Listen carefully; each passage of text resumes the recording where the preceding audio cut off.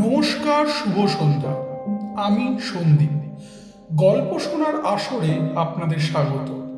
উফ, এই ভূত ভূত করতে করতে আমিও না কেমন জানি ভূত হয়ে উঠেছি। আজ বরং একটু কাজের অভিজ্ঞতা ভাগ করে নিই।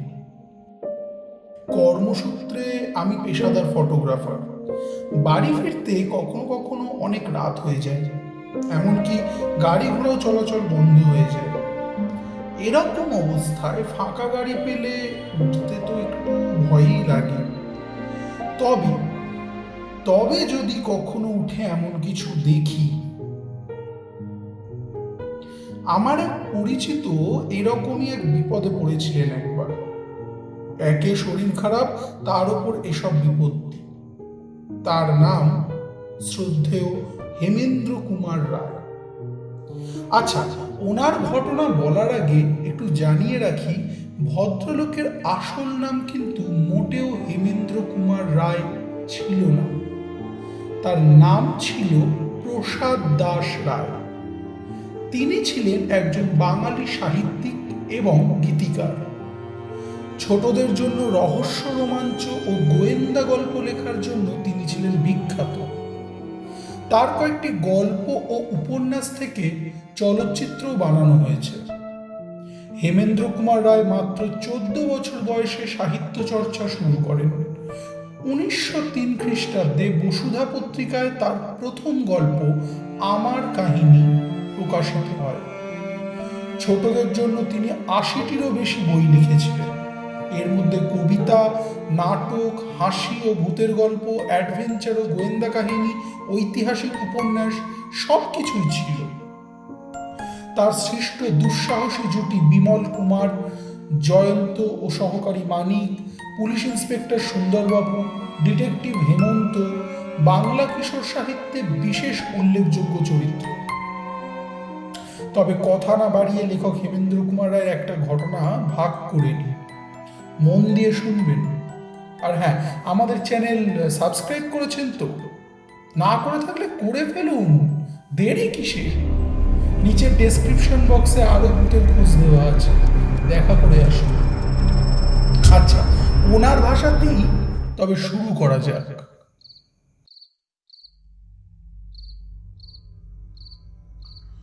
উফ, ম্যালেরিয়ার মতো ছেঁচড়া অসুখ পৃথিবীতে আর কিছু আছে কি? হুম, এই দেখ না, শখ করে সেদিন ঢাকুরিয়ার লেক দেখতে গিয়েছিল সন্ধ্যার একটু আগে। হঠাৎ কাঁপুনি দিয়ে আমার জ্বর এলো। সে কি জেসে জ্বর, জেসে কাঁপুনি। না পারি দাঁড়াতে, না পারি বসতে, একেবারে ঘাসের উপর শুয়ে পড়ল। কি শীত রে বাবা! পা থেকে মাথা পর্যন্ত চাদর মুড়ি দিয়ে কাঁপতে কাঁপতে কেমন যেন আচ্ছন্নের মতো হয়ে রইল। সেইভাবে কতক্ষণ ছিলুম ভগবান জানেন। তবে একবার চাদরের ভিতর থেকে ঝুলঝুল করে চোখ মেলে উঁকি মেরে দেখল, চারিদিকে গাঢ় অন্ধকারের মেলা বসেছে। কোথাও জনমানবের সাড়া নেই। বুকটা ছাদ করে উঠল। কোথায় বাগবাজারে আমার বাড়ি, আর কোথায় পড়ে আছি আমি একলা? গুন্ডা যদি গলায় ছুরি বসাতে পারে, সাপে কামড়াতে পারে, বিনা চিকিৎসায় প্রাণ পাখি হুড়ুট করে পালিয়ে যেতে পারে। বাড়ির লোক এতক্ষণ হয়তো ভেবে ভেবে সারা হচ্ছে। আর তো এখানে থাকা চলে না, যেমন করেই হোক আমাকে আজ বাড়ি যেতেই হবে। অনেক কষ্টে উঠে দাঁড়ালাম। গায়ের ভিতর দিয়ে তখন যেন আগুনের ঝলক ছুটছে। চোখের সামনে দিয়ে যেন রাশি রাশি সর্ষে ফুল নাচতে নাচতে একবার আধার সাগরে ডুবে যাচ্ছে, আর একবার ভেসে ভেসে উঠছে। প্রতিবার পা ফেলি আর মনে হয় এই বুঝি আমি দড়াম করে পড়ে যাব। তবু থামলুম না, মাতালের মতো টলতে টলতে এগিয়ে চললুম। রাত ঝাঁঝা করছে। সেই রাতে আমি প্রথম বুঝতে পারলুম পৃথিবী কত বেশি স্তব্ধ হতে পারে। শহরের হট্টগোলে রাগ হয় বটে, কিন্তু এই স্তব্ধতাও সহ্য করা অসম্ভব। একটা ব্যাঙ কি, একটা ঝিঁঝি পোকা কি একটি পাহাড়ওয়ালার নাক পর্যন্ত ডাকছে না। গাছের পাতায় বাতাসের একটু নিঃশ্বাস পর্যন্ত শোনা যাচ্ছে না। সারি সারি কোম্পানির আলোর থামগুলো নীরবে দাঁড়িয়ে জ্বলন্ত চোখে যেন থমথমে অন্ধকারকে নিরীক্ষণ করছে। তিমির তুলির প্রলেপ মাখানো গাছপালার ফাঁকে ফাঁকে বাড়ির পর বাড়ি দেখা যাচ্ছে বটে, কিন্তু তারাও যেন প্রেতপুরীর মতো নিস্তব্ধ। তাদের ভিতর থেকে একটা ঘুম ভাঙা খোকার কান্না আওয়াজ পর্যন্ত জেগে উঠছে না। কে যেন আজ নিদানি মন্ত্র পড়ে সমস্ত জগৎকে বোবা করে দিয়েছে। জ্বরের ঘোরে চলছি তো চলছি। এই নিঃশব্দ পল্লী ছেড়ে শহরের শব্দের রাজ্যে গিয়ে পড়বার জন্য প্রাণ যেন আইঢাই করতে লাগলো। তবু এ পথের শেষ আর হতে চায় না। এ পথ যেন আজও শেষ হবে না, কালও শেষ হবে না। আমাকে যেন কোন অভিশপ্ত আত্মার মতো চলতে হবে অনন্তকাল ধরে। এক বেচারা ইহুদির গল্প পড়েছিল, কার অভিশাপে তাকে নাকি অনন্তকাল ধরে সারা বিশ্বে ছোটাছুটি করে বেড়াতে হয়েছিল। আমারও তাই হলো নাকি? মাথাটা একবার নাড়া দিয়ে ভাবলুম, দূর ছাই, সব কি উদ্ভট কথা ভাবছি। জ্বরে আমার মাথা খারাপ হয়ে গেল নাকি? মাঝে মাঝে এক একটা মাঠ যেন এক একটা অন্ধকারের মায়া সরোবর। সেখান দিয়ে যেন অন্ধকারের ঢেউ বইছে। অন্ধকারের স্রোত ছুটে আসছে আমাকে গ্রাস করার জন্য। অন্ধকারের তরঙ্গের ভিতরে গাছগুলোকে দেখাচ্ছে যেন বড় বড় দৈত্য দানবের মতো। পথিকের হৃৎপিণ্ড ছিঁড়ে খাওয়ার জন্য তারা যেন ওত পেতে প্রস্তুত হয়ে আছে। কান্না ভরা কনকনে বাতাস চুপি চুপি যেন আমার কানে বলে যাচ্ছে, এই মৃত্যুপুরীর ভিতর দিয়ে কোথায় চলেছ তুমি? আমার কথা শোনো, ভূতপ্রেতরা একে একে জেগে উঠেছে। এই বেলা প্রাণ নিয়ে পালিয়ে যাও, পালিয়ে যাও, পালিয়ে যাও। আরো খানিকটা এগিয়ে মনে হলো পৃথিবীর সমস্ত শব্দ এসে আমার দুই পায়ের দুই জুতোর ভিতর আশ্রয় নিয়েছে। প্রত্যেকবার পা ফেলি আর সেই শব্দগুলো জুতোর ভিতর থেকে চলকে উঠে রাজপথের উপরে আছাড় খেয়ে পড়ে আমাকে চমকে চমকে তোলে। শব্দ শুনতে চাই, নিজের পায়ের শব্দ পাচ্ছি, কিন্তু কেন জানি না সে শব্দ শুনে মন আমার খুশি হবে কি আরো বেশি করে নেতিয়ে পড়তে লাগলো। সে যেন রাজপথে ঘুমন্ত কোনো অশরীরী প্রেতাত্মার চিৎকার। আমার পদাঘাতে সে যন্ত্রণায় গজরে উঠছে। আহ, এতক্ষণ পরে রসা রোডের মোড়ে এসে পড়লুম। স্বস্তির নিঃশ্বাস ফেলে ট্রামওয়ের একটা লোহার থামে ঠেসান দিয়ে দাঁড়িয়ে খানিকক্ষণ জিরিয়ে নিলুম। এখানটাও তেমনি নির্জন ও তেমনি নিস্তব্ধ হলেও আমার মন যেন অনেকটা আরাম পেল। এই তো ট্রামের রাস্তা, এই পথ ধরে সিধে গেলেই যত মাইল দূরেই থাক আমাদের পাড়া বাগবাজার পাওয়া যাবেই যাবে। খানিক দূর এগোতে পারলেই লোকজনের সাড়া পাবো নিশ্চয়ই। আর ট্রাম ও বাস বন্ধ হলেও ট্যাক্সি পাওয়াও তো অসম্ভব নয়। তখন জ্বরে আমার চোখ ছলছল করছে, কান করছে ভোঁ ভোঁ, আর মাথা ঘুরছে বোঁ বোঁ করে। বারবার ইচ্ছে হতে লাগলো পথের উপর লম্বা হয়ে শুয়ে পড়ার জন্য, কিন্তু কেবল বাবা মায়ের বিষণ্ণ মুখের কথা ভেবেই মনের সেই ইচ্ছা দমন করলুম অনেক কষ্টে। নিজে নিজেই বললুম, মন, তুমি শান্ত হও। এই পথের শেষেই আছে তোমার বাড়ি, তোমার আত্মীয় স্বজন, তোমার নরম তুলতুলে বিছানা। কোনো রকম চক্ষু মুছে এই পথটুকু পার হতে পারলেই ব্যাস, সকল কষ্ট, সকল ভাবনার অবসান।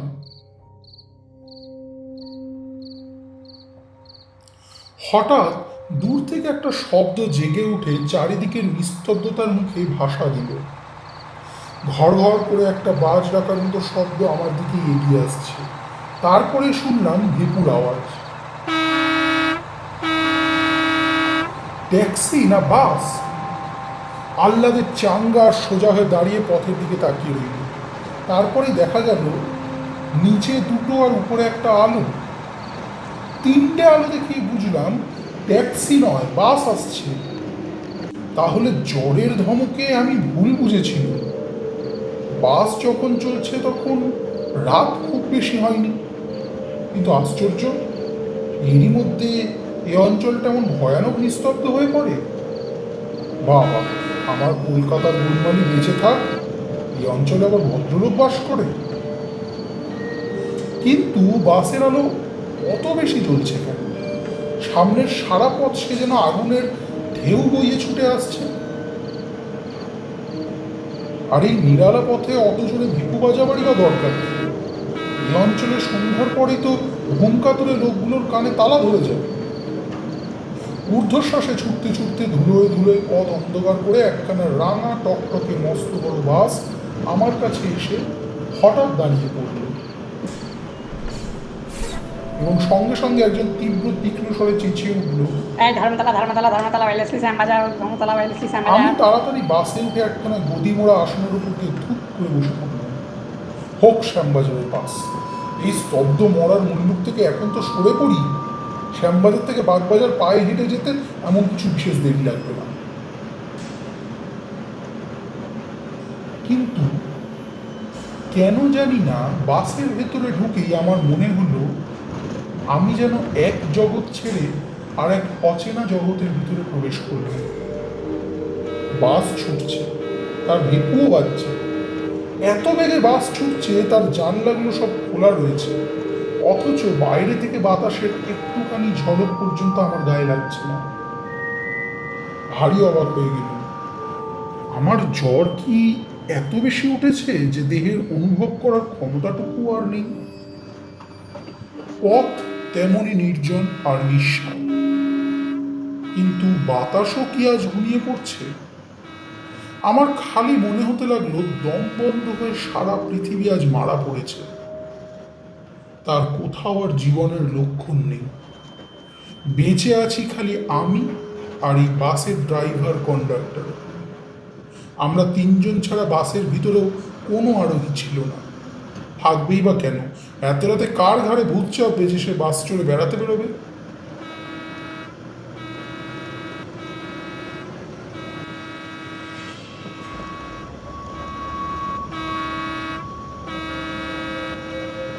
বাসের ভেপু বাজছে আর বাজছে, কান ঝালা পালা হয়ে গেল।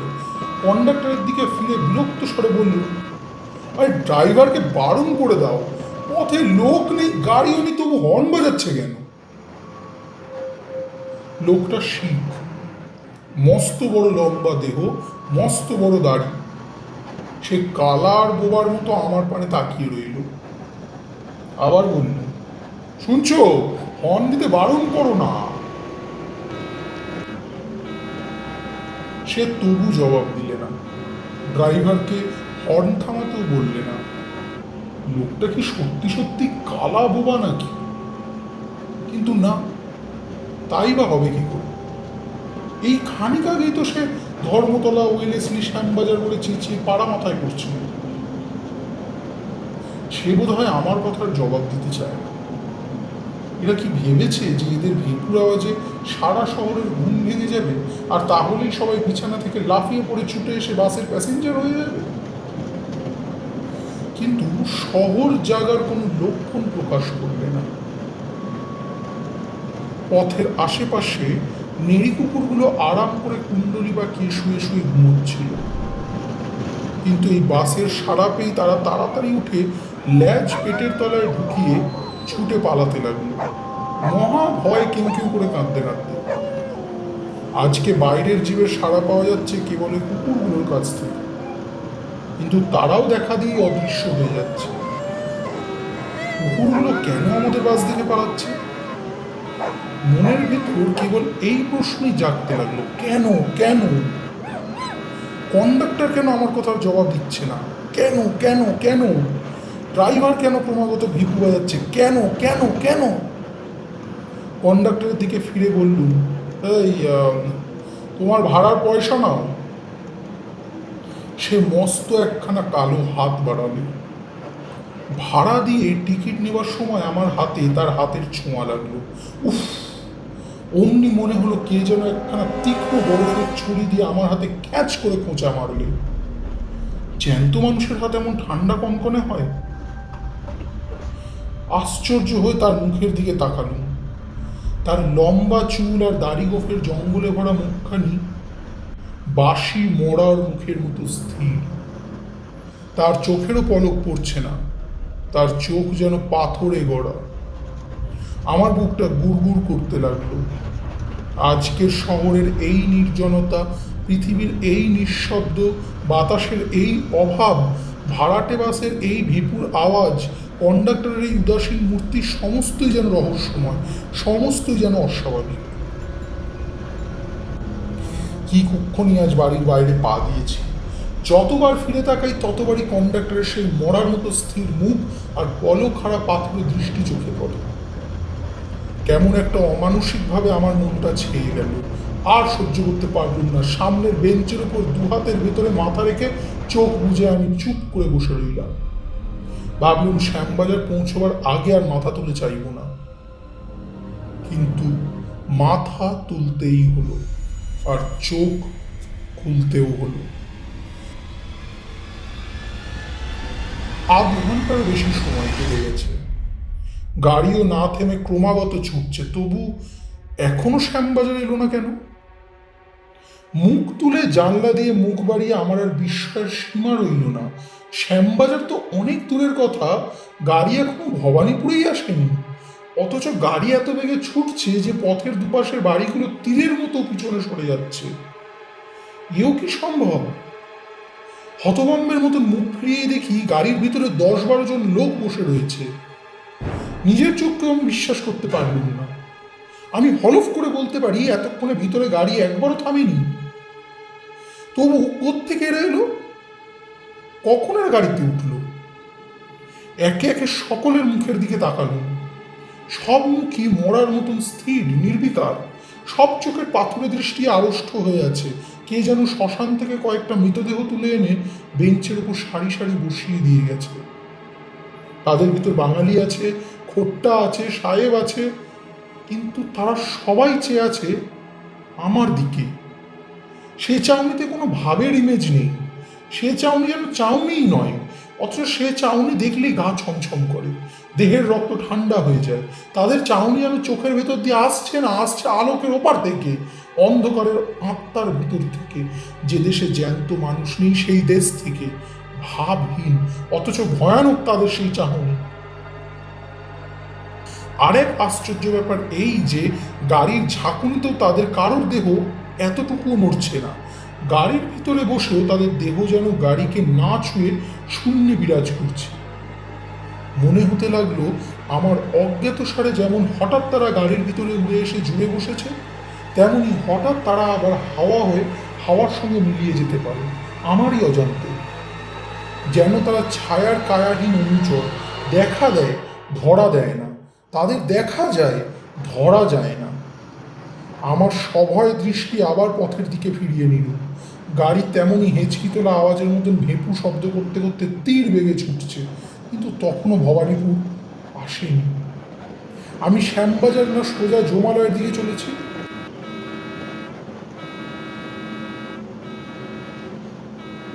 কি এক দুঃসহ অজানা টানে অস্থির হয়ে চোখ আবার গাড়ির ভিতরে ফেললাম।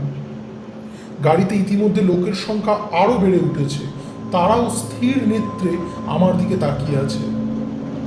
সমস্ত গাড়ির ভিতরে একটা মোটকা গন্ধ ভেসে ভেসে বেড়াচ্ছে, যেন বাসি মরার গন্ধ। হাসপাতালে মরার ঘরে গিয়ে আমি একবার এরকমই গন্ধ পেয়েছিলাম। আমার সর্বাঙ্গে কাঁটা দিয়ে উঠল, বুকের কাছটা শিউরে শিউরে উঠতে লাগলো। আমি কি জেগে আছি না স্বপ্ন দেখছি? আর থাকতে না পেরে হঠাৎ চেঁচে উঠে বললুম, এই কন্ডাক্টর, গাড়ি বাঁধো। কন্ডাক্টর কোনো সাড়া দিল না, গাড়ি থামাবারও চেষ্টা করলে না।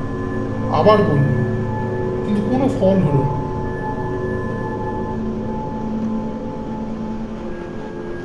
রেগে দাঁড়িয়ে উঠে কন্ডাক্টরের দেহ ধরে আমি নাড়া দিতে গেলাম, কিন্তু তাকে ছুঁতে পারলাম না। চোখের সামনে তাকে স্পষ্ট দেখতে পাচ্ছি, কিন্তু তাকে স্পর্শ করতে পারছি না। সে দেহ যেন হাওয়া দিয়ে তৈরি। হঠাৎ গাড়ির সব লোক একসঙ্গে অট্টহাস্য শুরু করে দিলে। সে অদ্ভুত বিভৎস হাসি আসছে যেন অনেক দূর থেকে, অনেক আকাশ বাতাস ভেদ করে, অনেক সমুদ্র পাহাড় প্রান্তর পার হয়ে, অনেক নরকের অন্ধকারে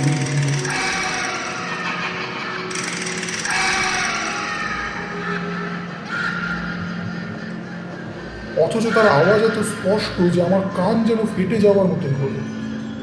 আমি পাগলের মতো চিৎকার করে বললুম, গাড়ি থামাও, জলদি গাড়ি থামাও, এই ড্রাইভার। গাড়ি থামানো ঘন্টার দড়ি ধরে আমি ঘন ঘন নাড়তে লাগলাম। ড্রাইভার এতক্ষণ পরে আমার দিকে মুখ ফেরালো। সে মুখে এক কিলো মাংস নেই। সে মুখ সাদা ধবধবে হাড়ের মুখ। নাক চোখের জায়গায় তিনটে গর্ত, দু ঠোঁটের জায়গায় দুসারি দাঁত বেরিয়ে আছে।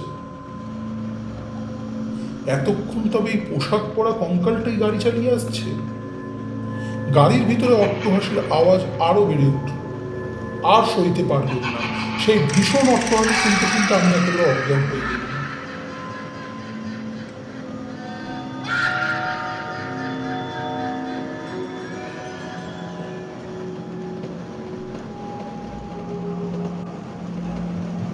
জ্ঞান হলে দেখলুম নিজের ঘরের বিছানায় শুয়ে আছি। আমার চারপাশে বসে মা, বাবা, ভাই আর বোনেরা। শুনলাম আমি নাকি রসা রোডের ফুটপাতের উপর জ্বরের ঘুরে বেহুশ হয়ে শুয়েছিলাম। কালকের রাতের বিভীষিকার কথা সকলকে বললুম। বাবা বললেন, ওসব বাজে কথা। জ্বরের ঝুঁকে লেকের ধার থেকে রসা রোড পর্যন্ত এসেই বেহুশ হয়ে পড়েছিলে, তারপর ওইসব খেয়াল দেখেছ। কিন্তু আমার মন বলতে লাগলো, না না, আমি যা দেখেছি তা খেয়াল নয়, খেয়াল নয়। কিভাবে বোঝাই তাদের? যা ঘটেছে সে তো আমার সাথে। শুনলাম হেমেন্দ্র কুমার রায়ের এই অলৌকিক অভিজ্ঞতা তারই লেখায়।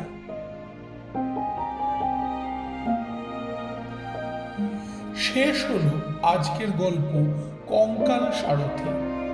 গল্প পাঠে এবং মুখ্য চরিত্রে আমি সন্দীপ, বাবার ভূমিকায় সূর্য।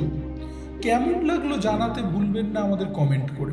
আর হ্যাঁ, সাবধান, বাসে ওঠার আগে দেখে নেবেন ভূত নেই তো।